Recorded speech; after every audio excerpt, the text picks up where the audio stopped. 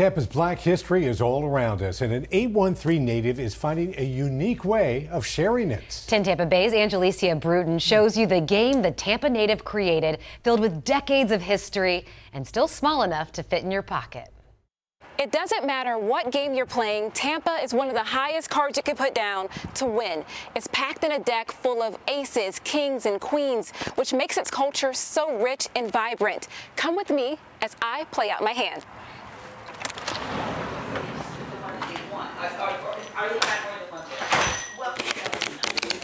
Basically, you read the person or the teams, their question. If they get it right, they get the points. If they get it wrong, then the points are deducted. One side is all black and polished. What key civil rights event in Tampa took place in February of 1960? While the other side shares parts of Tampa's history. A, the Black Lives Matter protests.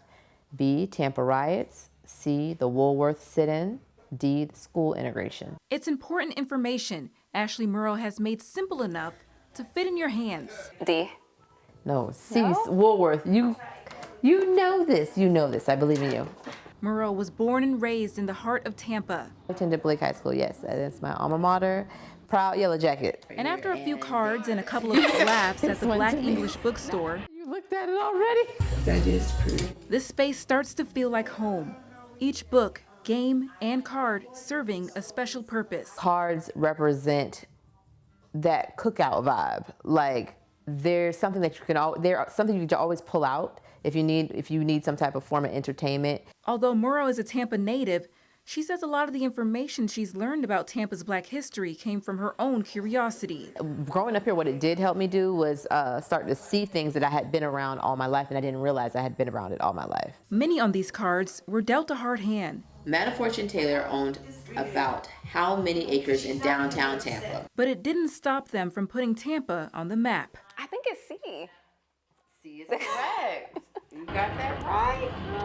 About time. Good job. I don't even have a picture of hers. Yet she's still inspired Dr. Jamaris Glenn. I want my city, my children, my friends, my family, I want all of them to know about this woman who is responsible for creating Tampa. Dr. Glenn is the co-owner of Madam Fortune. We specialize in West Indian dishes. This is kind of like my love letter to my mother. A restaurant in historic Ybor City. I didn't want to create a space and not have her name in the forefront. Where you can find traces of Madam Fortune's legacy. She grew guavas, peaches, and oranges on the land she owned near downtown Tampa. Some consider her one of the first citrus farmers in the city and a main component of the town's cigar industry. Ybor wouldn't even be what Ybor is today if it wasn't for Madam Fortune. Like Morrow, he's learned all of this through his own research. Growing up here, I learned so much about the rich culture that is and the melting pot that is Tampa, Florida, but I didn't hear a lot about Black culture. Now the two share what they know with the world. I believe that the biggest uniter is food. I believe the biggest uniter is music. And a little friendly competition. Games like this are very relevant and needed, and I think every home should have some type of way or method of teaching their youth about Tampa's local Black history. Angelicia Bruton, I'm going to just say I won. 10 Tampa Bay.